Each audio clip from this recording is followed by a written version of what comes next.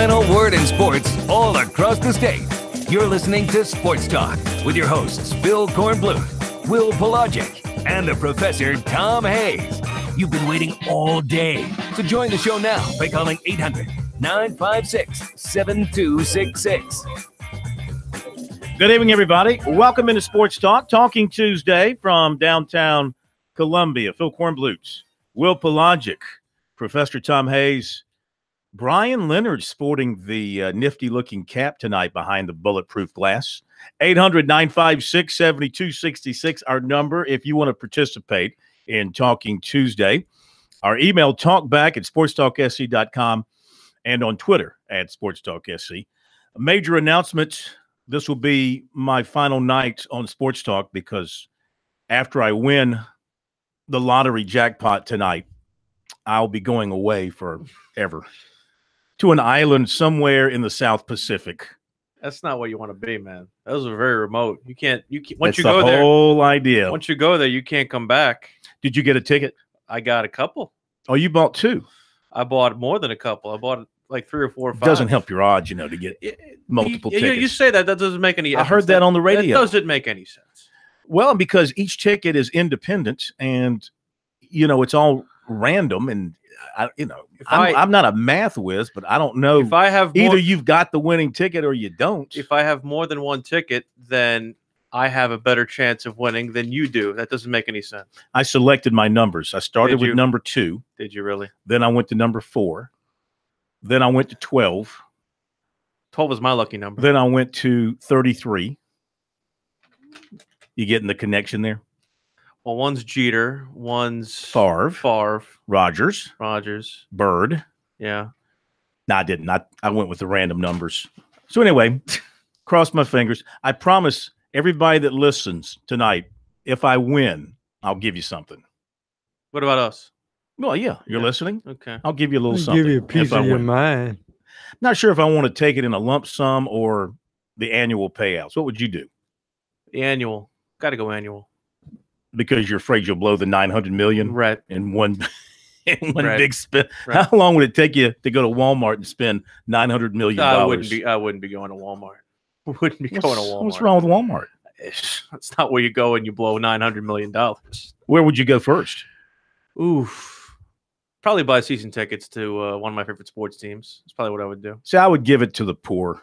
You're a liar. I would give it to. You are a liar. I figure if I say that, then maybe it will shine upon me. You're thinking that there's going to be some sort of karmic effect. Yes. Okay. I don't really mean that. Yeah. Of course, you know that. I know that for a fact. All right, 800-956-7266. Well, we were around some millionaires today, not billionaires, but Dabo Sweeney and Will Muschamp. They do pretty well for themselves without having a lottery ticket in their back pockets. Talking Tuesday as we get ready for Clemson, Florida State. This Florida State team, they've won 3 out of 4. They've got offensive weaponry. Their offensive line has been a little bit suspect this year. It's amazing to me. Been a lot suspect. Amazing to me how that team with those running backs averages less than 100 rushing yards per game. Bad offensive line. But they do have a dynamic quarterback in Francois and good receivers and a tight end. And, they're starting to get a feel for what they're doing now under Willie Taggart. They're going really fast. Yeah. And this is something that concerns Dabo Sweeney. Otherwise, though, he thinks his team is confident and they're healthy coming off their win over NC State. Liked a lot of things that they did last Saturday, and in particular, the play of the quarterback where he just thought he settled in nicely and threw a lot of good passes. And defensively, he thought the secondary showed a lot of progress in his coming of age. So, Clemson feels like they can go down to Florida State and win. This would be 4 in a row for them in the series, something they've never done against Florida State, win 4 straight times in the series. Listen, I don't care what the line is or what we play it at. I'm just going to tell you right now, I'm picking Clemson no matter what, because I think Willie Taggart is the biggest nincompoop as a head coach in the Power 5. Well, considering that I was the only one to say Clemson would cover last week. What's that? In his first year, you're going to say that. I'm saying that he is a coach that provides a lot of undisciplined play underneath him. There's not a lot of organization, I would say. Yeah, you beat Wake Forest. My goodness. Happy, joy, go crazy. So how did you do so well at South Florida? Same thing? South Florida is a different animal than Florida State. He's taken this talented In fact, South Florida was better than Florida State the last few years. They were. And look at what Florida State is now. Clemson will win. They will not cover. Oh, gosh. Really? They will not cover. That's really. This is going to be a little tighter game than I think most people think. I think Florida State sees this. They're not going to win their division this year. They've got 3 league losses as it is, so they're not going to win their division. But they can see this as their turnaround game. They only had 67,000 for the Wake Forest game in Tallahassee. It's a noon That's kick. 20,000 empty seats. It's a noon kick. Florida State's trash. Tallahassee's trash. Southeast Alabama is trash. It's all trash. Florida State's going to lose, and they're going to get whooped. Okay, well, we'll see what happens, but I think Clemson does not cover. Right. What's the spread now? It was 14. Is it still 14? Back up to 17 Back again. up to 17. Okay. I will say this. Please have the quarterback throw the football. No plans for running in this game because Florida State will headhunt in this game. Mm-hmm. Do not put your quarterback in jeopardy. Don't do They that. have been very good against the run. If Florida State doesn't run it well, they stop the run, and they rush the quarterback well. They're like 3rd in the nation in sacks, and Burns, their defensive end, is number 1 in the ACC with 9 sacks. So they got to protect the quarterback here. That will be key. I wonder if they face the same scenario against NC State, a defense on paper that looked like it could stop the run, and Clemson chose to eschew the run and just go to the air, and it worked out swell for them. I wonder if they'll do the same thing. I wonder. I was at South Carolina today. Gamecocks getting ready for Tennessee. Series that they have not dominated historically, but they have dominated recently. They've won each of the last 2 and looking for the 2nd consecutive 3-game win streak in the series. Each of the last 6 matchups have been within 6 points or less, so a very, very tightly contested contest. One good thing for South Carolina, they will get DJ Wonnum back. Yeah. The defensive end / Buck has not played since the opening game against Coastal Carolina. Got a chance to talk to him today. He says he's good to go.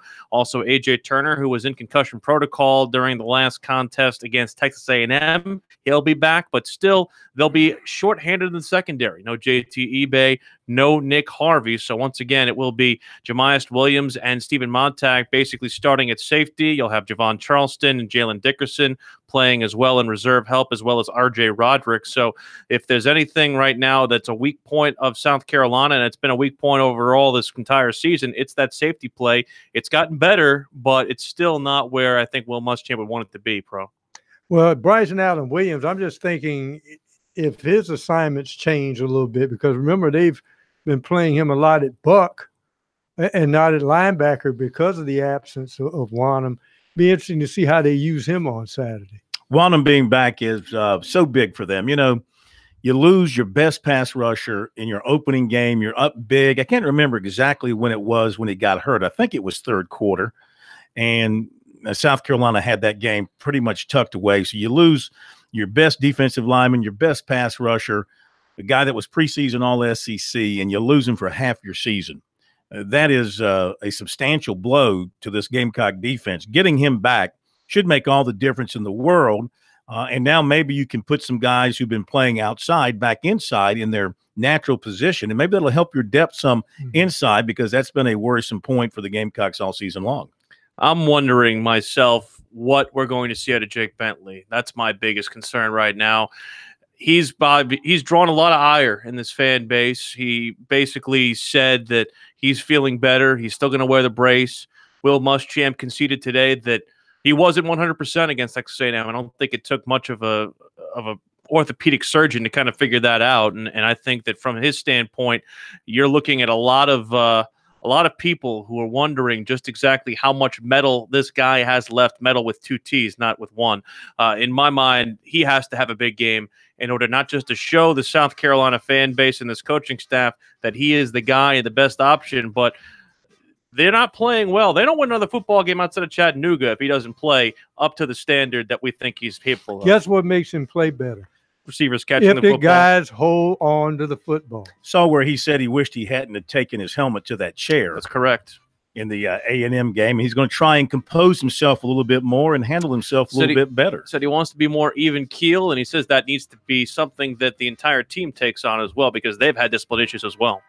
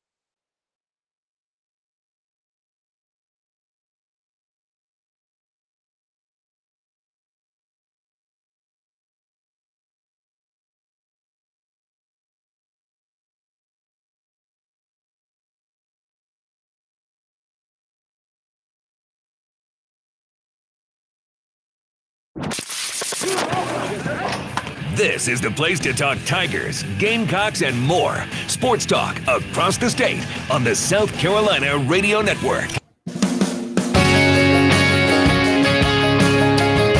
Couple of things in play tonight here. We'd love to get your thoughts on 800-956-7266. Clemson's game against Florida State, South Carolina, and Tennessee. We'll take your phone calls leading up to some of our comments from Dabo Swinney and Will Muschamp here on Talking Tuesday. A couple of former Clemson quarterbacks in the news today. Kelly Bryant expected to be on SportsCenter tonight talking with Maria Taylor. We'll see if we learn anything more from him about his departure from Clemson. We do know that he has visited both North Carolina and Arkansas, and will do so visiting Missouri this weekend as he tries to find his next landing spot.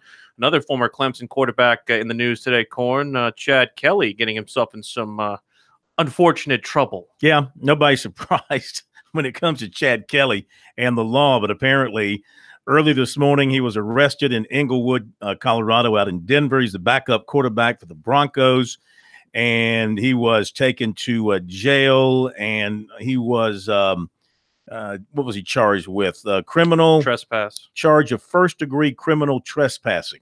It had something to do with a Halloween party that Von Miller was putting on at a place called the Gothic Theater.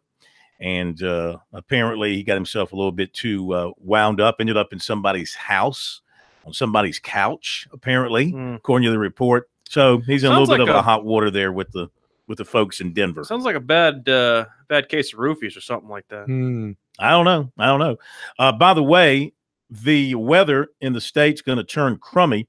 And a lot of high school games are being moved to Thursday night. So the high school league has a list. They are updating these games being moved to Thursday night all across the state. In fact, I think David Shelton told us last night weather down that way in the low country was going to get a little nasty, and he was expecting some games to be moved to Thursday night. And indeed, that's going to be the case. So you might want to check that out on the website for the South Carolina High School League if you want to keep up with your games.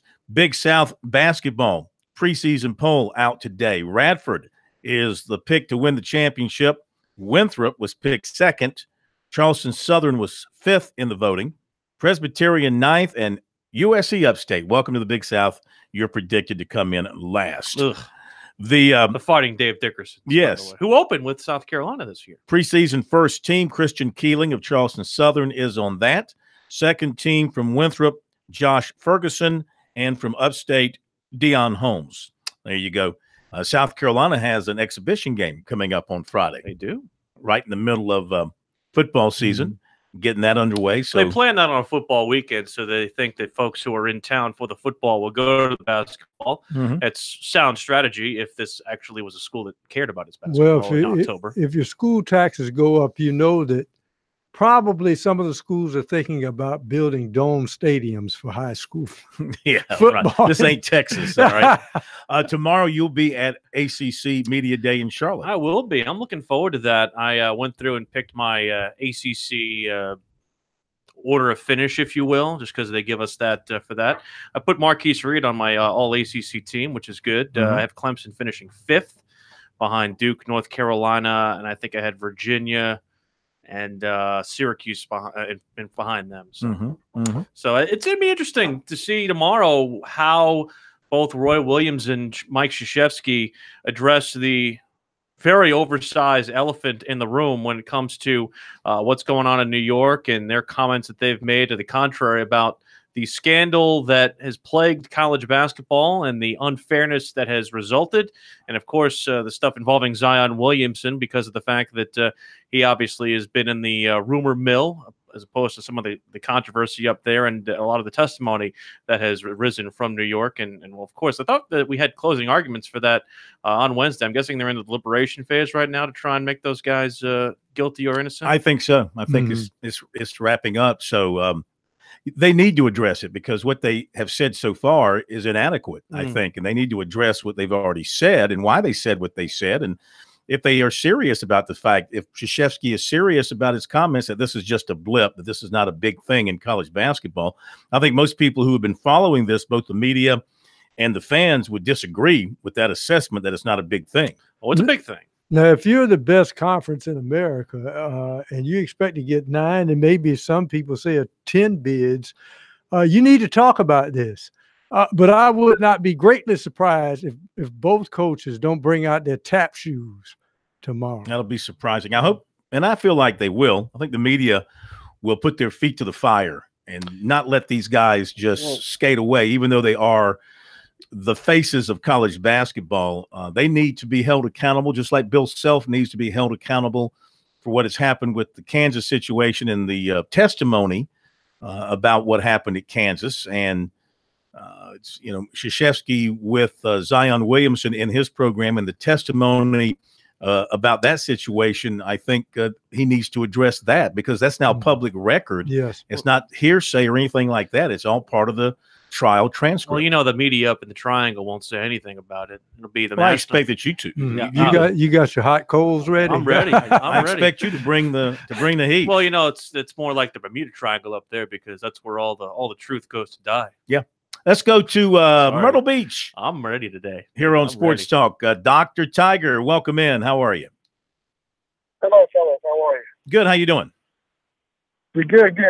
Listening to you guys talk earlier in the program about how Florida State's defensive line and worried about Trevor Lawrence. Well, let me just let you guys remember that 2 years ago, there were 2 quarterbacks that I literally thought were going to get killed against Clemson. That was one, DeAndre Francois. I thought they were literally going to kill that guy down in that game in Tallahassee. And also Bentley, he took a beat pretty bad also that year. But that's one thing to consider. Think how much better our defensive line our linebackers are this year. Well, add to that, this team seems to be all about locker room material. Well, Willie Taggart came out and said, they're not worried about Clemson's defensive line. They practice against the best defensive line there is, blah, blah, blah. Yeah, ask NC State what it was like when they put some bulletin board material on Clemson's front porch there. Let's ask them how that went. That's exactly my point. And granted, that what NC State, what Doran said wasn't that bad. What Taggart said is foolish. I agree. But just go ahead and get the ambulance ready for Francois on Friday, because I can imagine our defensive line going to swarm that guy. But I'll hang up listening. I'll say this. I mean, look, they're not the same as Clemson's defensive line, but Florida State's defensive line is not Swiss cheese. I mean, Brian Burns is an All-American candidate. DeMarcus Christmas at 305 pounds was a big-time recruit coming out of high school. Frederick Jones at 304 pounds Janarius Robinson, a little bit lighter at the other side at 259 pounds, but he is 6'5". So they've got some big guys. They've got an older group on their defensive front. I think what's going to be the most interesting matchups here will be Florida State and their typically aggressive nature in their secondary. I mean, going back for decades, they've always been a team with a secondary that loved to get up and be aggressive with receivers. Yeah, right in your face. One of their outstanding players is a former Gamecock commitment, Hamza Nasir-Ildeen. He's one of their safeties, playing very well for them. You look at some of the names, and they're all big-time recruits. A.J. Westbrook, Stanford Samuels III. I mean, they've got the talent. They've got as much. Dabo pointed out today that if you just go by the recruiting rankings, 9 out of 10 years that he's been the Clemson head coach, Florida State's been ranked higher than Clemson in recruiting, that exception being last year. So, and you know how much you love those recruiting rankings. Well, he brought it up, not me. Yeah, I'm just saying that when I see Cam Akers, I see Jacques Patrick. When they came out, they were the highest-rated running backs in the country. Francois, we know how good he is. Remember, he was off to he was going to have a big year last year until he hurt his knee in that opening game against Alabama, lost the entire year. Now, their offensive line has been, like we said, maybe a bit of an issue, and they're Swiss cheese. They're starting a freshman at right tackle. They're starting a sophomore at right guard. Maybe their best offensive lineman has been out all season. That's the tackle from North Carolina, who's a veteran player. Derek Kelly. No. This offensive lineman, Landon Dickerson. Landon Dickerson. Yeah. He's been out, I think, all season. They really miss him. So I think Clemson's defensive front can have a pretty good day against this Florida State offensive front, but Clemson's secondary is probably going to be tested once again. I'm as unworried about Florida State as any opponent they'll see in the ACC this year. Not a cover.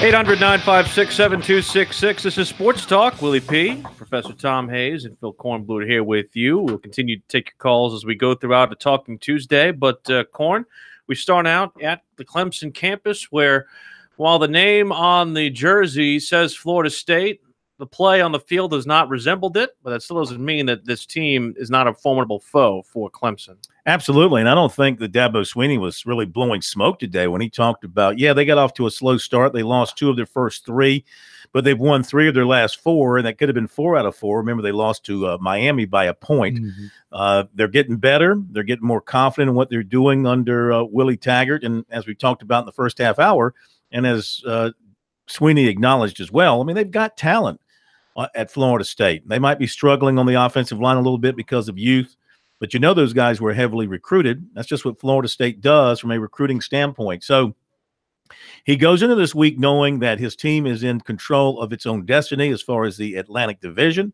He also knows that Florida State has always, along with Clemson, been the kingpin in the Atlantic and in the ACC. These two teams have, between them, won every division title since 2009, and between them, they've won the last 7 ACC championships. So Clemson is where Florida State used to be. Florida State wants to get back to where Clemson is now, and this is an opportunity for Florida State to take that big step forward if they can pull off the upset. With all that said, here is Dabo Swinney from his press conference today, sort of laying the groundwork for the game down in Tallahassee. Offensively, Francois, he's a very good player. They've got great skill outside. 2 great running backs in Akers and Patrick. Patrick's like 235, but really good players. Francois is a good thrower. He's mobile. They, I think, have figured some things out up front in the offensive line as far as getting guys in the right place. I think that was an area for them early that they were trying to figure out. And really good tight end. They got a freshman receiver that I think is going to be a really special player, Terry, 6'4" guy, looks a lot like Justin Ross. So just, they're typical Florida State. Definitely the best ends we've seen. This defensive line they got, really, really good. 99 leads the nation in sacks. He's long, fast, twitchy. They've got really good depth at defensive end and defensive tackle, and they play them. Big, thick, physical, strong guys inside, fast and athletic at linebacker, and really good in the secondary. Very skilled, very talented. They're one of the best in the country against the run. I think they're like 6th maybe in the country versus the rush. So, again, their record is not same old Florida State right now, but their talent is. And, I know this is my 10th year as the head coach, and I think I'm 1-9 against them in recruiting rankings. So I think the only time we've ever so-called recruited them is last year. And so that's it. They got a bunch of cats. They got a bunch of good football players on that roster. And, again, really starting to hit their stride. Left-footed punter who's a good player. Dangerous returners. That little number 29 who plays the slot for them is also their punt returner. And, I mean, he takes a lot of chances. He's one of the best, out there. Really good player. So, it's a dangerous football team that I think is kind of figuring out their identity and kind of buying into what Willie's trying to get them to do. And so we're going to have a huge challenge for sure. Biggest game of the year. This is another game for us within our division that gives us a huge opportunity to try to stay in control of the division. That's really what it comes down to, and not put yourself at the mercy of something else happening. And so that's the focus of our team, is just having another great week of preparation, trying to build on the momentum that we've created. I think we've got a lot of confidence right now, but we've got a lot of improving to do. There's so much that we can continue to do better, but I like the progress that I've seen. I like where we are. I think we're a team kind of like Florida State that's kind of figuring some things out as far as who we are and who can do what as we've moved through the first half of the season. And the other thing to consider here, too, when you handicap this game is this will be – now, Trevor Lawrence came on in the Georgia Tech game, and he played the second half, and we saw then the changing of the guard. His only other road game was Wake Forest, and that, of course, was a walkover. So this will be truly, as the starter, his first big game on the road. He played in A&M. Well, I'm talking about as a starter. Okay. As I was saying before somebody interrupted me, this will be his first game as a starter with the offense on his shoulders and in his hands and being the guy on the road in a hostile situation. I would imagine Florida State fans will fill this place up because they see it as an opportunity to spring the big upset and perhaps jumpstart this program into something bigger and better than what they've seen from the outset here. I don't see it. I really don't see it. We understand that you don't think Florida State has a chance. I think it's going to be it's so you're going to give time, me you're going to give me Florida State in 17. It's going to be a sleepy time, noon kick. It'll be half empty. It'll be a lot of Clemson fans who make the trip. I don't think it'll be half empty. I think it's going to be close to full. Okay. Well, you just told me. You just got done telling me there were 20,000 empty seats last week. That was for Wake Forest. Who cares? Is there something wrong with your voice? There's nothing wrong with my voice. I'm telling you, I'm not a believer in Florida State. I think it's fool's gold. They wear gold down there. I think it's fool's gold. Okay. Well, that's fine. You have an opinion. It's wrong most of the time. It's not wrong. I think it's. And how did you think that Clemson NC State game was going to turn out? I thought it was going to be closer than it was. Okay. Doesn't prove anything. Doesn't prove a damn thing. It's like lottery tickets. You can buy 4 of them, 10 of them. It's not going to help your chances. Doesn't prove a damn thing. All right, let's go to Glenn in North Charleston. Hello, Glenn. Okay, I got my eyes open this time, Corn. You was wrong with the high school deal. They're going to be moved back to Thursday night just because of a little soup, And now we're looking at, I agree with you, Corn, that Florida State, it could be an upset. We could be looking. But if I back you up, I don't want to make you look bad. That's okay, Glenn. I can understand you wanting to fall in line behind me. I would certainly understand that. I think that this is a dangerous game for Clemson. This is not going to be your blowout. Come on, Will. If you all get one more quarterback injured, you got Bryant wandering around aimlessly all over the country, maybe looking at Arkansas at home. Who you got for a backup? Clemson is the guy who beat Syracuse. The guy who beat Syracuse. Clemson is 4-12 all time at Doak Campbell. I know it does not mean a damn thing. This is not the typical Florida State team, but I'm just telling you, certain places cause you problems. Trevor Lawrence has never played at Florida State. They're gonna wish. You still got Louisville down the road. Oh please, Louisville. Louisville. There were rumors today that they were going to fire their head coach. Come on, man. Puma Pass has been nothing more than a little pussycat. The only warning I would give to Clemson, because I think because they call it Puma Pass. Nothing more than a little pussycat. I think I get it. This is a game where Dabo. I understand what you're saying, but Dabo is the type of coach, he knows by now that this game will be run in the first quarter. Because if you let Florida State stay in the game, there's a chance there could be an upset. That's why I think they're going to come out with guns and those guys are in the first quarter. Do some damage. Clemson, because Francois is mobile and because they run the up tempo and they're rolling him out left, he's going to be hard to sack. It's going to be hard for them to get their hands on him. You said they won 3 of their last 4. They beat Northern Illinois, Louisville, and Wake Forest. Boo freaking who? Well, I mean, they beat who they play. That makes Clemson's non-conference schedule look tough. What's Clemson's last 3 wins? NC State, Wake Forest. NC State, who was unbeaten. I told you. Now, come on. You know that was look at their schedule. that was the biggest joke in college football. Unbeaten NC State ranked 16th. I told you that from the get-go. Syracuse is a pretty good team. Oh, please. Listen, you're doomed in the ACC this year. No matter if you're the better team when you play these weak teams, you're doomed to a bad schedule.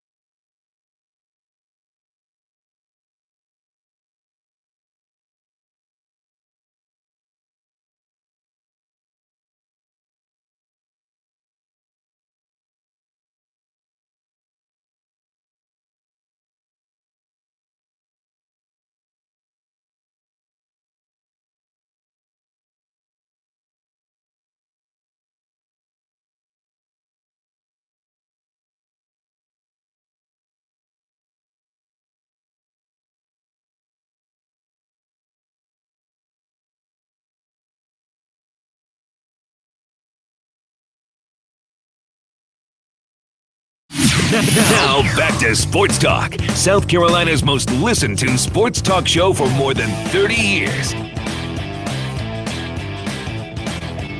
Sports Talk, South Carolina Radio Network. Learned a couple of things today from Will Muschamp. We learned that he is very confident that they're going to play on December 1st. Against who? Still not sure. That's on Ray Tanner's desk and said as much during his press conference today. As we mentioned before, DJ Wanham and A.J. Turner will be back for South Carolina.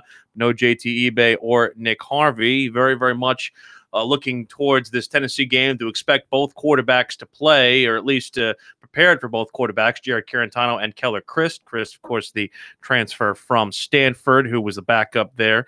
And obviously Garantano was – what are you pointing at me for? No, I was going to say he also took a shot at the clock operator at Yes, Neyland Stadium? He did. He took a shot at that situation. Remember last year, didn't they save Tennessee like a second to get that last playoff? He said they had 12 plays in about 3 seconds. Yeah, it was very that's funny. It was very, very much non-complimentary of that, I guess you could say. But some of the biggest comments that at least I thought were on this question, I asked him about the quarterback and also more comments about the receivers play and also how they'll morph the play calling against the Volunteers this week at Williams-Brice.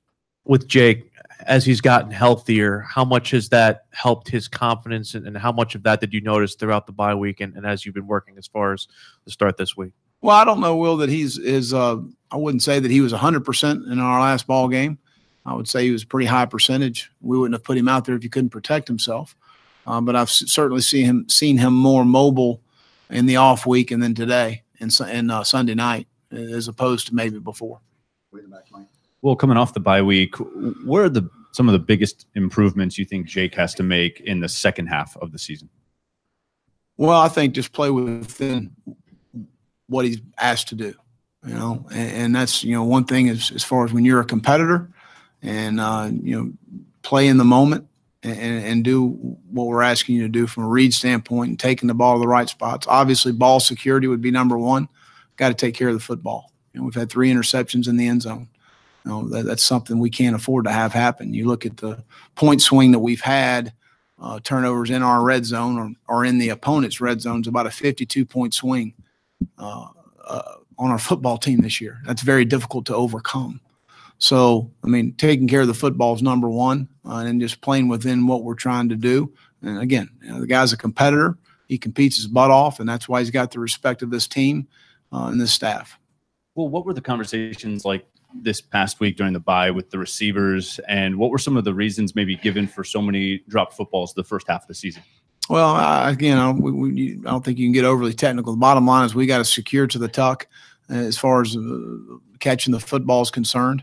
Obviously, in times we're trying to catch the football and look ahead down the field, and you've got to secure the catch first and secure to the tuck. Guys are on the juggling machine a little bit more. But again, those guys are talented guys that have caught a lot of footballs for us, and it's something that obviously no one needs to tell them that we need to improve in that area.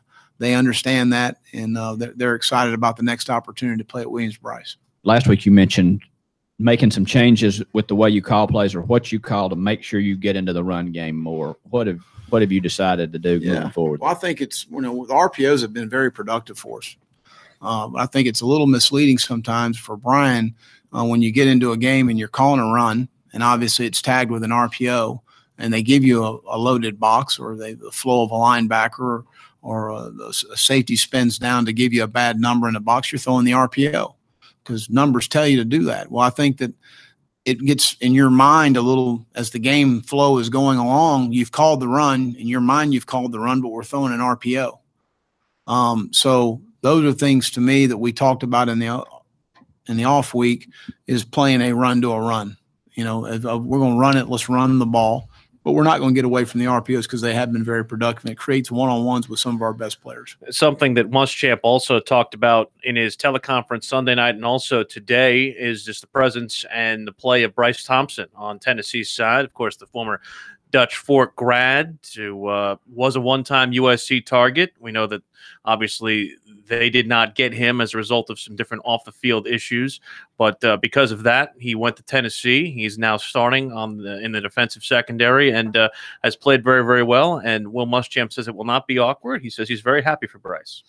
Well, sure, you always face guys that you recruited and wanted to have now, and sometimes you run across one that was right in your backyard. Was committed to you. Wasn't committed to you. I mentioned Hamza Nasir Dean, who starts at Florida State. Now, South Carolina's not going to see him, but yeah, that's kind of an interesting deal. It's too bad that didn't work out. I thought Thompson in the Shrine Bowl, he played offense in the Shrine Bowl, and he had like 3 touchdown catches, I believe, last year. He was the offense for the South Carolina team in the Shrine Bowl. So it's a shame that a talented player like that could not stick at South Carolina for whatever reason.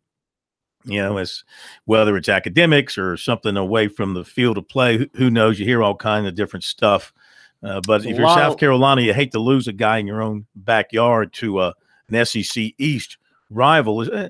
And maybe it was a situation where both sides have been better served by it turning out this way. Yeah, I mean, there were a lot of unsubstantiated rumors, and I don't want to give those any credence. But at the same point in time, it had nothing to do with his talent. I think they always figured that he was as talented as possibly could be. It just, like you said, didn't work out for a variety of reasons. And for some kids, let's face it, sometimes they need to new surroundings. Change of scenery. Very much so. All right, let's give you the recruiting report. By the way, we are aware that that thing called the World Series will be maybe starting tonight. They've got the tarp on the field at Fenway. Yankees would play, of course. We wouldn't let a little rain get in our way. No. That's all that in Major League Baseball's That one hands. drop of rain would have fallen at 1 o'clock. Game one canceled. No. They canceled the We game don't let earlier than rain get in the anybody I've way ever seen. of our fun. They Tough don't- position to be in if you're a Yankee fan. Red Sox and Dodgers. You don't ever want to risk a less than full gate. That's what happens. Well, and what you want to do, you don't want to burn a pitcher either. You don't want to Right. get out and have your starters go 2 innings, then it starts raining, and you burned Chris Sale and Kershaw. That wouldn't be right. Just tell Craig Counsell how to do it. Oh, wait. All right, Wow. recruiting for tonight. 2020 receiver Xavion Capers from Alpharetta, Georgia. Hot target for both USC and Clemson. He's been to both multiple times. Those two have emerged from the pack as his two favorites, with the Tigers out in front coming off another visit there last weekend. He said Clemson has always been a special place. I actually camped there as a freshman. He's developed a good relationship with Sweeney and Scott and Streeter, and the family's very comfortable at Clemson since they know most of the coaching staff. He has family ties to the state. His mother's from Charleston, has a lot of family living there and in Greeleyville. So he feels a kinship with the state. In his South Carolina visit for the Texas A&M game, he said he was really impressed. He talked to Muschamp, and they like his film, and they want him. They really talked about education on that visit. He has several other suitors. He'll go to Louisville this weekend. He plans to visit Florida November 3rd, Arkansas the following weekend. He'd also like to visit Ohio State and Notre Dame. He's planning to be at Death Valley for the Palmetto Bowl. None of the others have risen to the level of the Tigers and the Gamecocks in this recruiting race. He said, both schools are my top choices right now. He said, right now, Clemson and South Carolina have kind of distanced themselves. It's a little bit of a close battle, but right now I would put Clemson number 1. He does not expect to make his decision until sometime in February. Basketball, Dante Scott announces tomorrow at 4 o'clock. Originally announced by his school as today, but then they changed that to tomorrow at 4 o'clock. USC, Maryland, Seton Hall, Temple, and LaSalle. Most of the talk seems to be Maryland. Okay. I don't know. I will say that his coach, and this is kind of an indication, if the school that you cover is sort of still in the mix, and you call a coach or somebody you can get them that on you've the phone. been talking to related to the kid, you usually get a response. That's gone cold. They're ghosting you, is what you're telling me. That's a cold case, I guess you could say. So They're ghosting you. Nah, it could just be the way. Maybe they've shut it down with everybody. Just going to let him make his announcement tomorrow. But that fact, and also the fact that the Gamecocks are still involved with Gerald Drumgoole, who's kind of the similar size player, similar position. Maybe the Gamecocks know they're not getting this kid. They're the one spot technically, but as we always like to say, you have as many spots as you absolutely need. You can make that happen with other people. And Clemson offered 2021 point guard 6'4" Bryce McGowans of Wren, whose brother is up at I think it's Hargrave Prep, and he signed with somebody, but I don't remember who, or committed to somebody, I don't remember who. All right, top of the hour, Pittsburgh, that's who it was. We'll be back.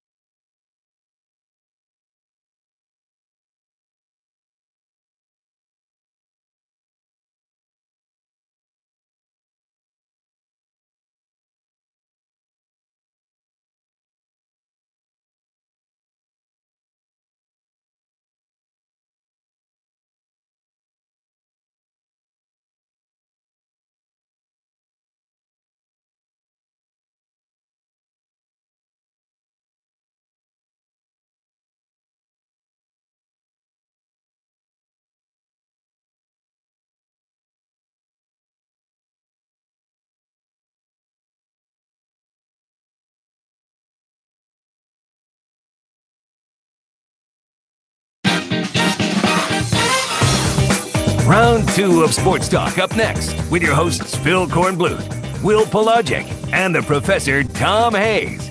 Don't leave us hanging. Join the show, 800-956-7266. We are back. It's a Talking Tuesday here on Sports Talk. If you want to join us, 800-956-7266 is our phone number. Email talkback@sportstalksc.com. We got some email that's growing some whiskers in the email box we need to get to. Oh. And on Twitter @SportsTalkSC. And don't forget that if you lose us over the airwaves, you can find us several different ways. We have our live Periscope on Twitter @SportsTalkSC. We have our feed on YouTube, our YouTube channel. You can always go back and see shows there. And also you can go back to Periscope. Go to the Periscope website and you can see our shows @SportsTalkSC. And we, of course, are available through the TuneIn app and the radio.com app through our various stations around the state of South Carolina. Not that we play favorites, but I do have to say our Columbia affiliate, the Point Radio, does not preempt us. So they always have us available either on their airwaves or on their stream. We have a couple of people who have talked to us on Twitter about Jake Bentley's comments about him basically needing to be more, show more discretion with that chair situation. Basically, according to what he said he wishes he didn't have the moment where he slammed the chair against A&M. Some of it was built out of frustration. Can't let his teammates see that. Have to stay more even keeled to control that. Someone on Twitter, this is Jeremy, he says a third-year starter should learn how to keep his cool. And Don responds, so should adults sitting in the stands. So more of the talking about involving the infighting. And Will basically talking about kind of where those things are from that perspective. All right, let's hit some phone calls here for a couple of minutes. Billy in Somerville, welcome into Sports Talk tonight. How are you? Okay, how you doing, Phil? Good. And I'm just going to make a comment, and then I'll hang up and listen. And I was hearing y'all kind of like badgering Glenn on the last call about Clemson, Florida State, and all that, yada, yada. But when you look at it as a whole, Clemson lost to Syracuse last year, which they were supposed to blow out. They lost to Pitt the year before, which they were supposed to blow out. And since because of the style and the popularization as far as teams, they still kept Clemson in the top 4. You cannot count Florida State out, even if you're thinking, well, Clemson's just going to walk over the park with them, because you never know if Florida State and it's being played at home and it's Tallahassee. So I don't see why all these Clemson fans are just running their mouths constantly. And I hope they do go unbeaten this year, because I want them to run against an Alabama team. And I hope that Alabama puts 60 on them to shut these Clemson fans up, because I'm tired of these Clemson fans running their mouths every year saying they're going to go unbeaten, they're going to go to the national championship, and then they end up losing to a team they're not supposed to, and they still stay in the top 4. And I don't think it's right. And I'll hang up and listen later. If they lose a game this year in the regular season, Billy, they're not going to the playoff. You heard it here first. No, I wouldn't be so sure to say that, Ohio because State did them a great favor. Yeah, you got teams losing all around them now. Yeah, so. but their loss is going to look Ohio worse State, than any Michigan, other loss. Ohio State and Michigan, one's going to have 2 losses, so one's going to be eliminated. These are the games that they have left on their schedule. Florida State, Louisville, Boston College, Duke, and South Carolina. Any of those is worse than any of the losses but you're not inside hearing the top me. 8. I'm saying Ohio State, Michigan, one of those is going to be eliminated. Right. If Clemson still only has 1 loss, wins the ACC championship, and you're going to have Georgia, you're going to have Auburn, you're going to have Alabama, got to play LSU, got to play Georgia. I think still has to play Mississippi State, don't they? Then it comes down to who has the ugliest looking pimple, and Clemson will have the ugliest looking pimple on their Georgia schedule. still has to play Kentucky. Georgia still has to play Florida. Georgia still has to play Auburn. There's going to be teams around them losing as well. 1 loss because of what's happened here the last couple of weeks. I thought at one point 1 loss would eliminate Clemson. I'm not so sure now. It just depends. If they lose close at Florida State or any of these teams, but primarily Florida State, if they lose close, like a field goal last play or something, drop them 2 or 3 spots, 4 spots, they could work their way back up. If Georgia plays a Kentucky team I saw Saturday, they'll have no problems. Kentucky just looked bad against Vandy. Again, I'm telling you that the way that the ACC has been portrayed nationally and portrayed by the folks who surround the committee, it would make you think like if Clemson lost one of these ACC games that they have left, their margin for error is basically nil. There's the carrots that's dangling in Clemson's face as they go to Tallahassee. a lot of times they look at how you begin a game and control a game throughout. Yes. So they're thinking in terms of Dabo said, we need to really handle Florida State pretty, because those first rankings come out next Tuesday, don't they? Mm-hmm. Okay, so I know the rankings don't mean anything as far as the AP and coaches are concerned, but with Ohio State losing and they moving up to 2, now Dabo blows out Florida State and Tallahassee, then those rankings come out on Tuesday and we'll see where Clemson is. All right, ain't gonna be no blowout. Let's go to Alex in Myrtle Beach. I have spoken. I don't know what Florida. I don't know what Florida State team you're watching from this year. You're so aroused by what happened before this year. This year, Florida State sucks. They're bad. They are bad. They are bad. Bad. Ooh. Let's go to Alex in Myrtle Beach. Welcome, Alex. Thank you. I'm enjoying your show. Loving it. It's you. all good. I tell you, the best entertainment money can or can't buy. So loving the show tonight. You just have a question about something I heard last night, and then a question. Yeah, and a request about when the Andre Bauer and the governor's thing. But quickly before I get to that, I will quickly say, and I get off the phone just listen to the response. But I had business in Myrtle Beach. So I had business in Charleston downtown this afternoon, and I drove to Somerville for more business. And I'll say there must have been over 100 police officers, EMS, fire trucks, as you head out of Charleston 26, for the fallen police officer in Florence. And, and I know all of our listeners, because as a caller, I'm not supporting you, but I'm a part of the show. I want to say thank you to all police officers, firemen, because we support law enforcement. Here, here. Okay. So anyway, Mike, I have a question and then a request. The question is, you were saying something last night about there's a court case, and if this court case is, I think, won by the plaintiff, that the SEC, ACC will change, and that Clemson, which it should be anyway, would come and join the SEC. I was outside working, and I heard it, so if you could clarify that. And then I have a request, and I'll get off the phone after this. And I love listening to the governors, thing you do with the football, about the college football. Mm-hmm. And, football filibuster. Andre, okay, right. And love both of them. Love the music, introduction, very formal, presidential, gubernatorial. But Andre, and this is politics and sports, because Andre Bauer said that he did not approve of gambling. And if I could request, now you bought a lottery ticket, I think Andre Bauer needs to come around.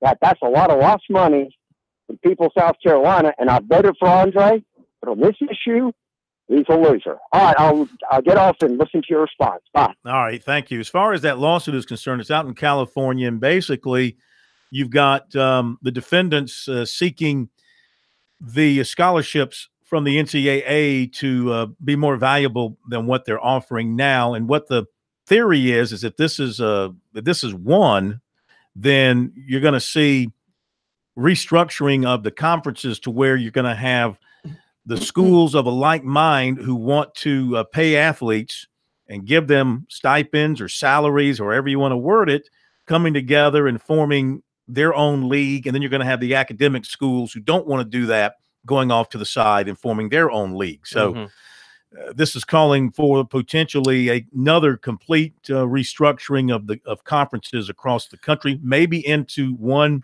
separate league, or maybe into a couple of 3 mega conferences. It's funny who one of the basically proponents of conference realignment, Notre Dame athletic director Jack Swarbrick, said it would be fascinating.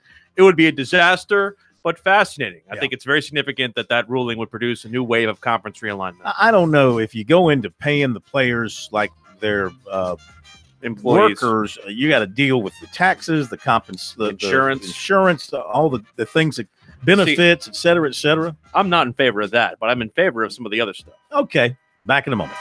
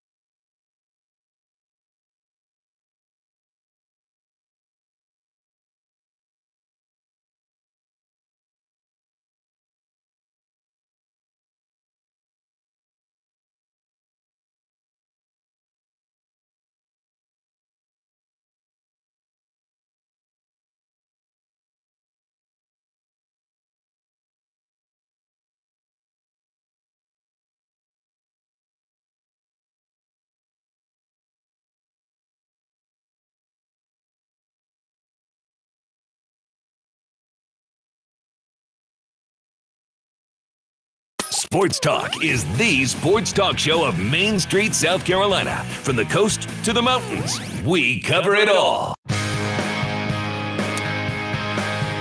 Some more phone calls, 800-956-7266. More from Dabo Sweeney in a moment. But first, we'll bring you the high school report, which is brought to you by Farm Bureau Insurance with favorite rates from Farm Bureau. Get all your favorite things like competitive rates, local agents, and great claim service for all your auto, home, and life insurance needs. Get a no-obligation quote today at favrates.com.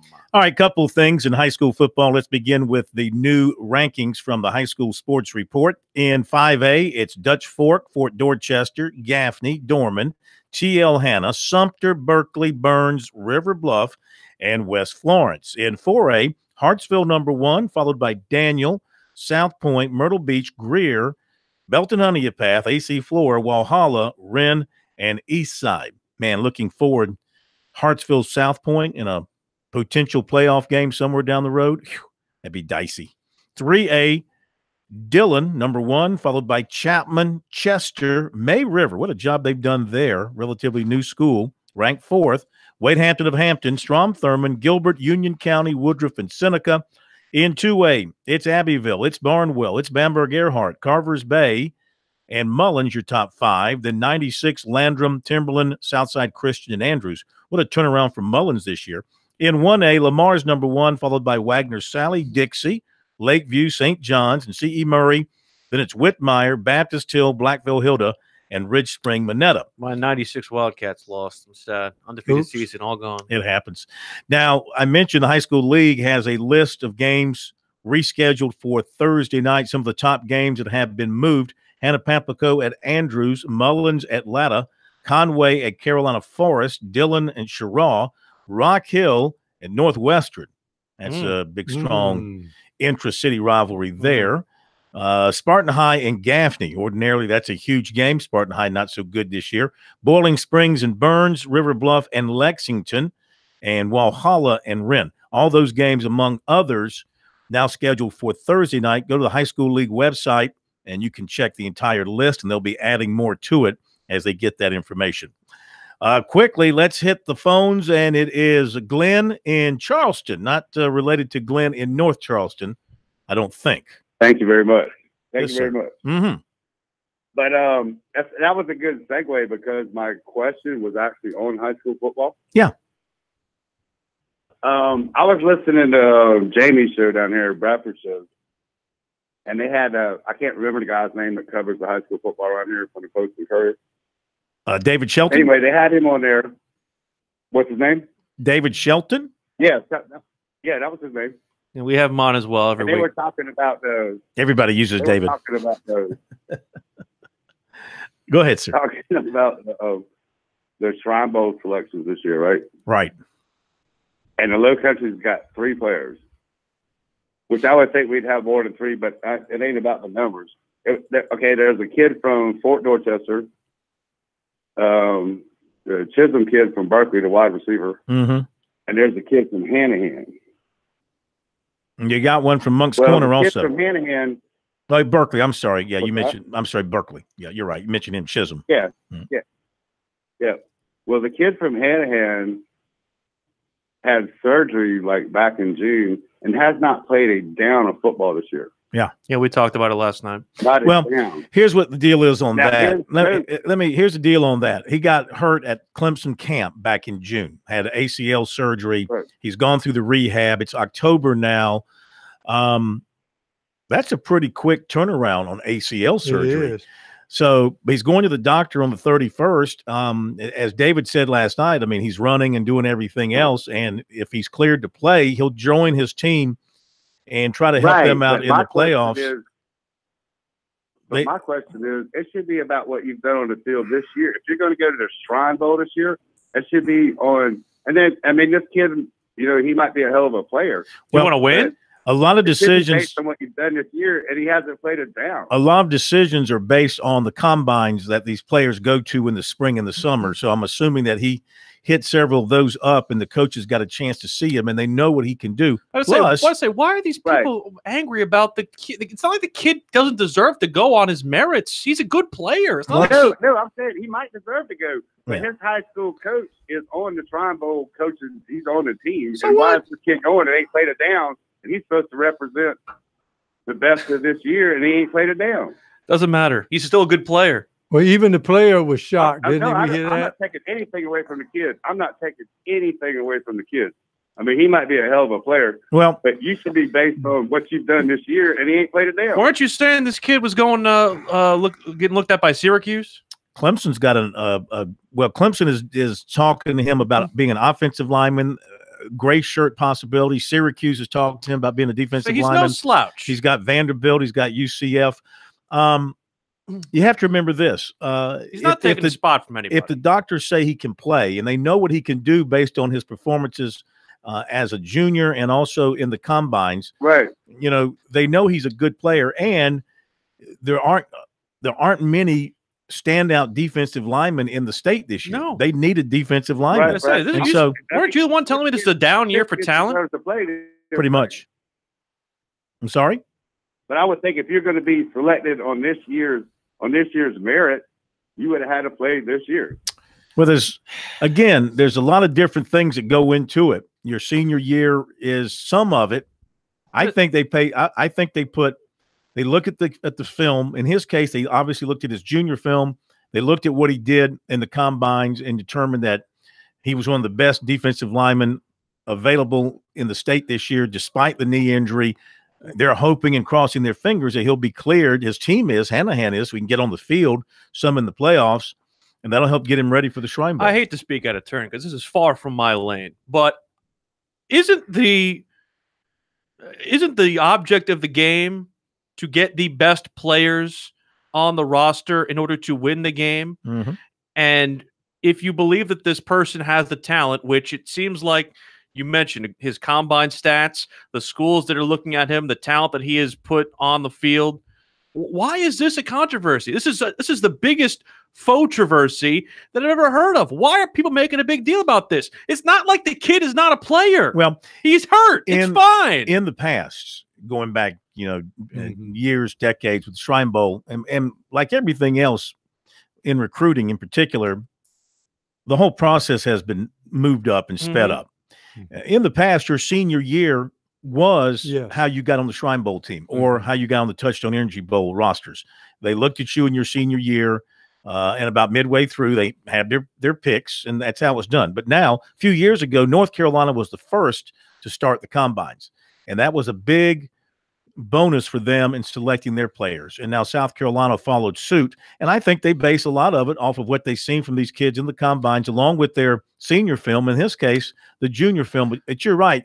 He shouldn't be penalized because he was forced to miss the most of this season with a knee injury. He got hurt in a summer camp. Yeah. Especially with the dearth of linemen you have this year. Yeah. Maybe in another year he wouldn't be invited if it was a big year for linemen. That's the other thing too. It's like whose spot is he taking?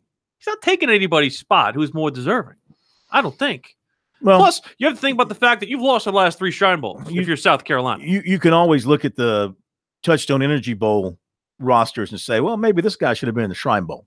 There's always some. Listen, that game has good players as well, and I'm not saying it doesn't. Let me look here at the South and see what. Well, my roster doesn't have. Well, I got to get a roster that's got positions on here. Let me put you this way: would you have wanted the kid to miss both the Shrine Bowl and the Touchstone Energy Bowl? Well, if he hadn't been picked for the Shrine Bowl, he would have been picked for the Touchstone Energy Bowl, I would imagine. One player you could look at who's in the Touchstone Energy Bowl is Dalmont Gordine from Garrett, 6'5", 245. He's a pretty good defensive line prospect. I don't see. So you could have found somebody else, but they feel like he's worthy. They feel like they think he is if he's cleared deserving based on what they saw of him as a junior and obviously what they saw of him in the combines. If he's cleared to play and he's healthy enough to do so, why would you? Because again, a lot of these things are a showcase for the kid for the next level. Why would you deny him that opportunity? It doesn't make any sense to me. I hear what you're saying there, but really it's not anymore because, first of all, college coaches can't be at practice. Right. And number two, most of the guys in the Shrine Bowl they're already committed. Already committed, yeah. And there's nothing. But this guy's not. Touchstone Energy Bowl is still played in Myrtle Beach, right? It's going to be at Coastal Carolina this year because of the delay in the game. We got to hit a break. Either way, hit a break. Like to go there. We'll be right back.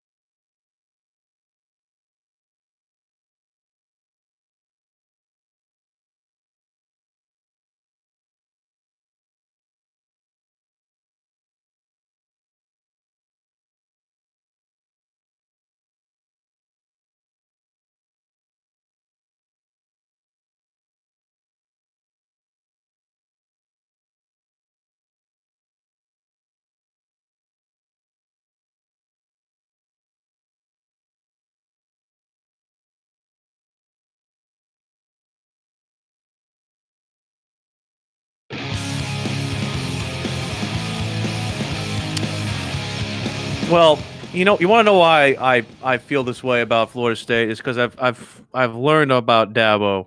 The more he talks a team up, the more full of baloney he is about that team. Because he was all over Ryan Finley and NC State. This is a pro. He's big. He's thick. He's tall. He's great. And what did NC State do? Bupkis. And this Florida State team, they're No, big. because Clemson's They're defensive line is big, strong, and they're physical, thick, and great. they're juicy, and they're great. All this stuff. Yeah, no, I don't. What I are we don't buy talking it. about? A steak? No, we're talking about Florida Oh. State. That's what those. Oh, it's one of the words he was using. Coming up in just a little bit, Kerry Tharp from Darlington, the president. We'll talk about the NASCAR scene. Before that, it is a Talking Tuesday with Muschamp and the very poorly copied Dabo. Oh no, Swinney. that was pretty darn close. No, that was way off the mark. Pretty close. What does he think of Trevor Lawrence now as he kind of settles in as the Tigers' starting quarterback? Here's Dabo. To just the flow of the game within the game. That's part of it, just to where the game is slowed down enough to where you're recognizing things, and some of it is just No. Just settling into just the flow of the game within the game. That's part of it, just to where the game is slowed down enough to where you're recognizing things, and some of it is just his manipulation of the cadence. We were getting teed off on, a couple games ago where we just, I don't think he was just kind of going out there, hut, give me the ball, and guys were teeing off on our cadence and just not really, manipulating the defense to get some tips and things like that so that you could see some pressures earlier. And I just think he was more focused on the plays as opposed to all that. But it's just, again, he's a young player, but it's just kind of slowing down for him. And he did an awesome job. And he's just settling in, making plays with his legs. He's very confident. He's seen a bunch of looks now. First of all, he's seen a gajillion looks against our defense. I mean, our guys, it's unbelievable what we have to prepare for every day with our defense, with the looks that they give us. And then now with 7 games under his belt and all the things that he's seen, there's only so many things you can do. And so I just think he's not a freshman anymore. He's a more seasoned guy and is a little more confident and in command of what he's doing out there.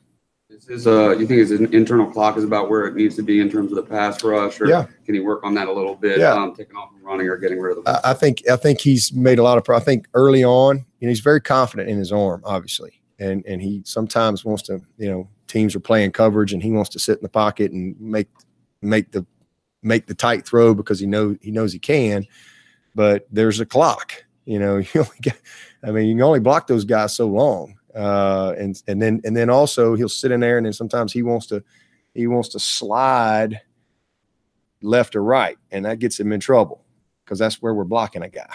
And next thing you know, you get sacked. And so that's just him growing up and managing the pocket and recognizing coverage. And that's what he did the other day. I mean, they went 2-man on us, 3rd and 10, and he did an awesome job. I mean, that's just part of the game. Is him making plays with his legs. And that's what he did in the spring a lot. And that's where I was really so impressed with him early in the spring. Was like, wow, this kid can run. But he wasn't as in command of what was going on. So he was running for his life in the spring. But now he's a lot more confident in what's going on. And so he's a little too patient in the pocket. And so, just extending some plays and getting some of those critical yards with his legs, when the coverage presents itself and the opportunity presents itself. I thought he did a really good job with that last week for sure.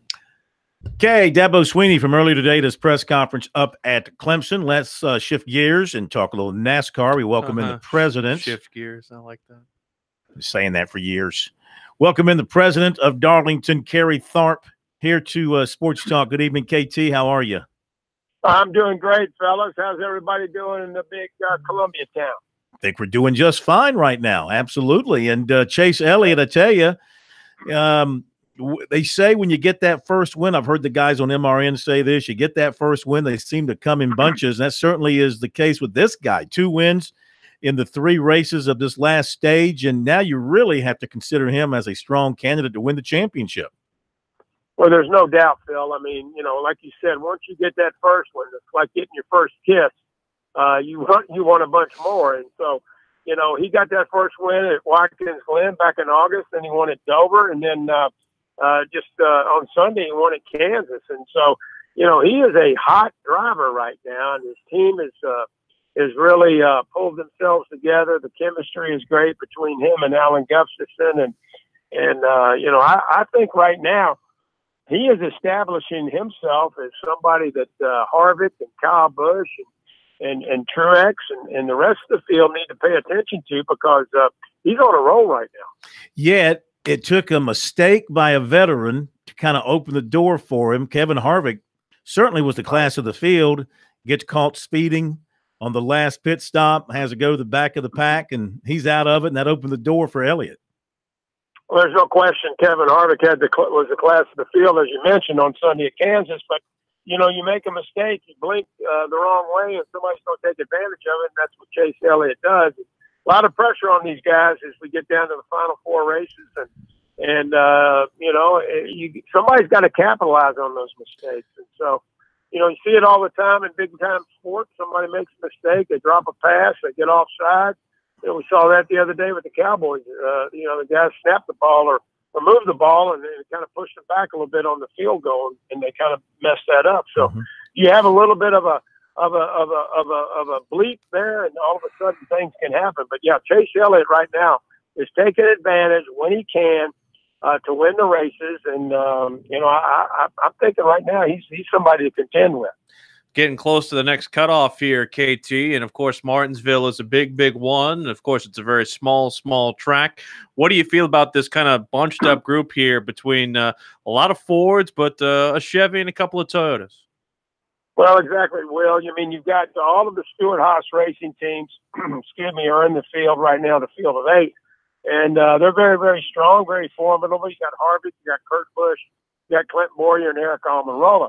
But, you know, you go to Martinsville, it's a half mile, it's a paperclip, it's a beating and banging type of racetrack, much different than what we've seen over the past several weeks. And so, you know, who knows what's going to happen there. But Chase Elliott had a heck of a ride going there last year until Denny Hamlin wrecked him there in turn 4. So I wouldn't be surprised to see Chase be up in the mix again. You know, some of the guys who aren't in the playoffs are very, very strong at Martinsville.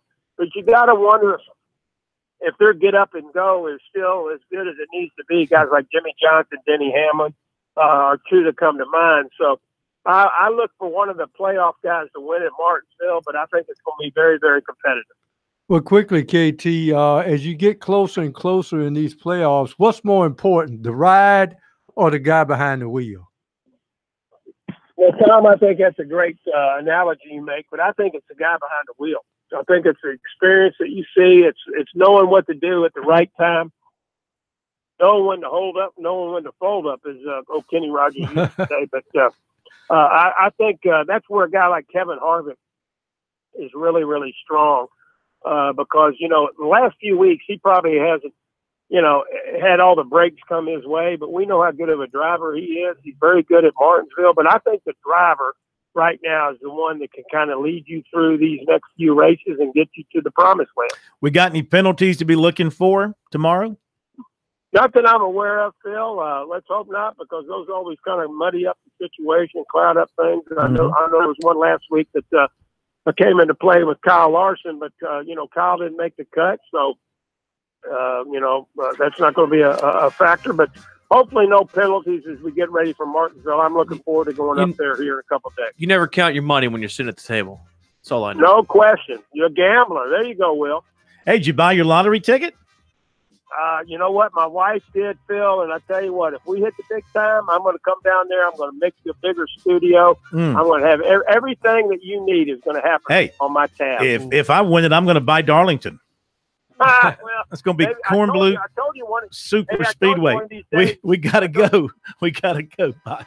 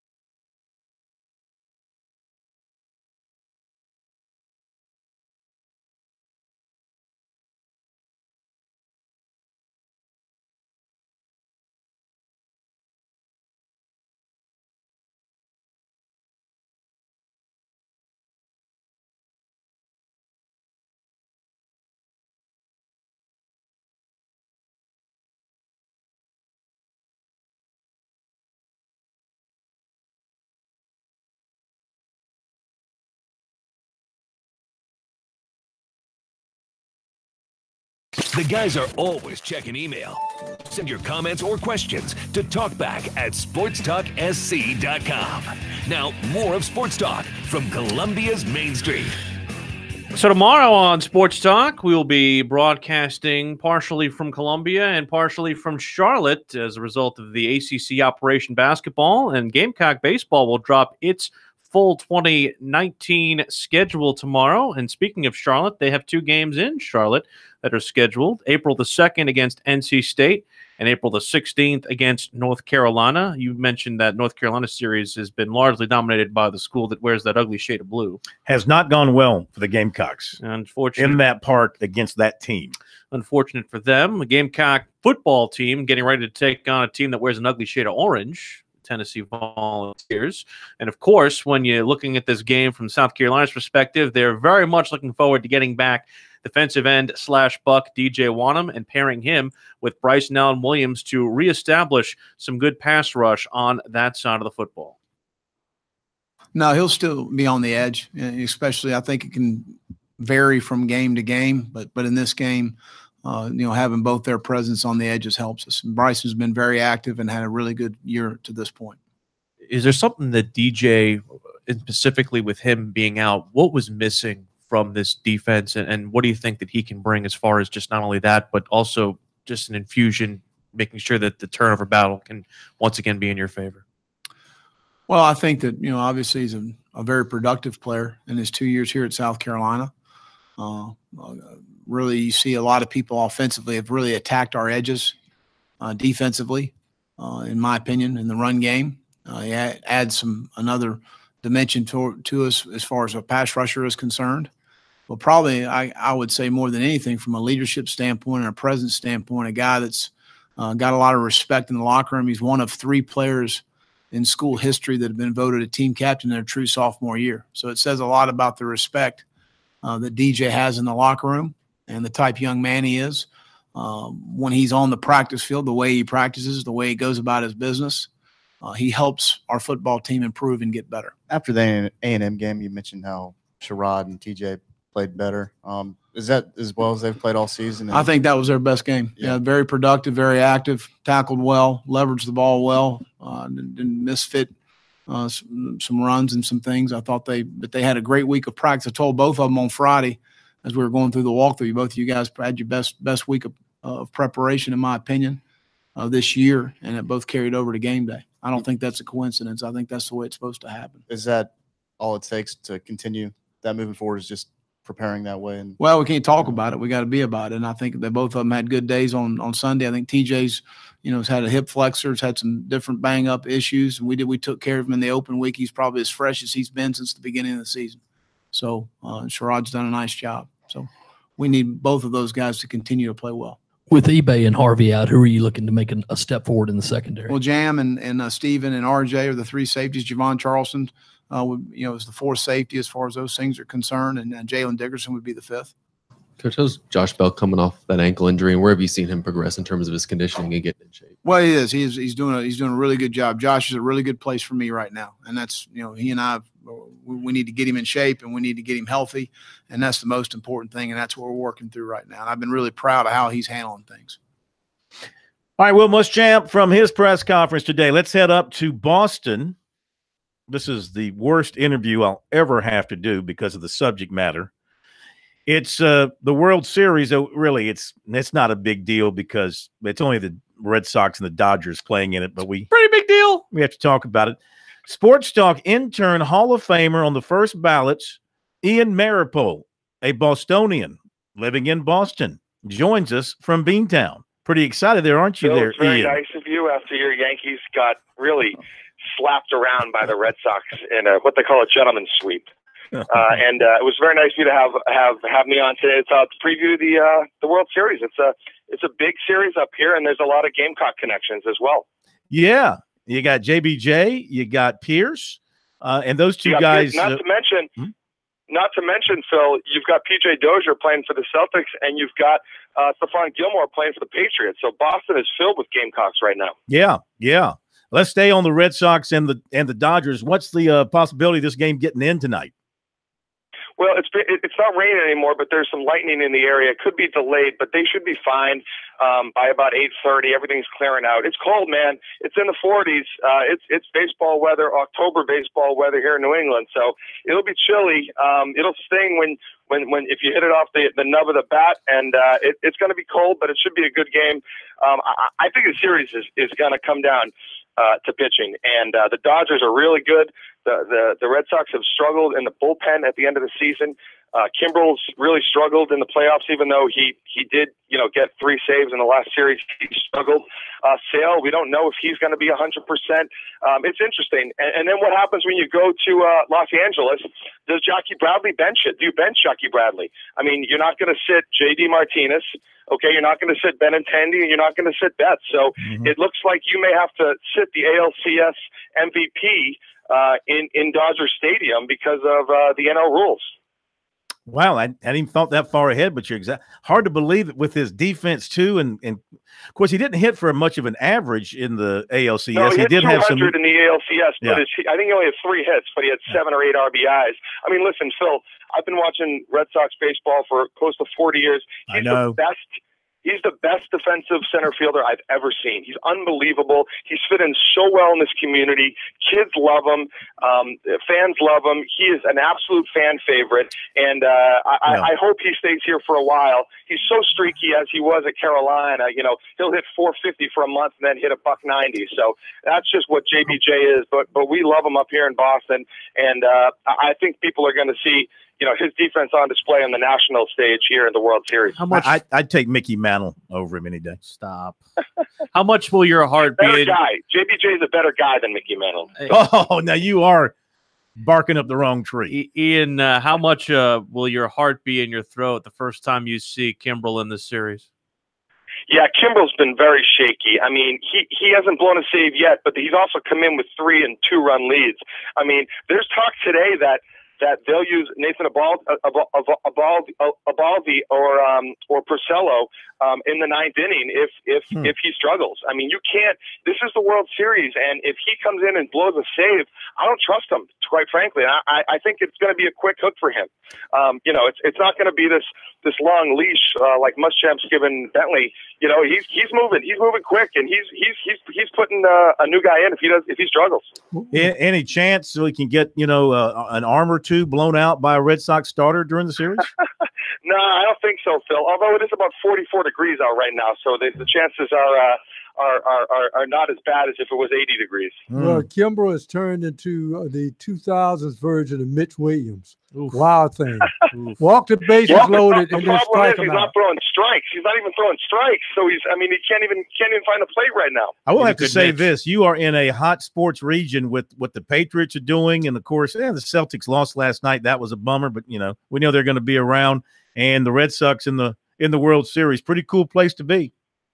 Yeah, since 2001, the Red Sox, Patriots, Bruins, and Celtics have been in the championship series 16 times.